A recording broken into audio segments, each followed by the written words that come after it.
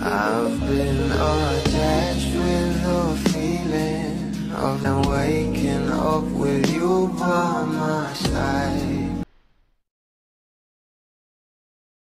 Talaga namang mas lalong humanga itong ating Donnie Pangilinan kay Bel Mariano, na kung saan ngayon ay talaga namang pinag-uusapan ang kanilang ASAP na live nga ang tanungan at asaran.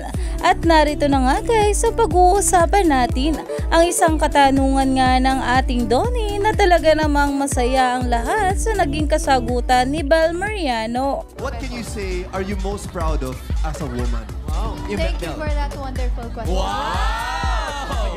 Candidate number 1? At talaga namang kahit nga itong sila Maymay, Edward at Kuya Robbie at si Darren ay namanghanga sa angking talino ng ating Bel dito. I think I'm proud of being a woman because we are capable of so many things.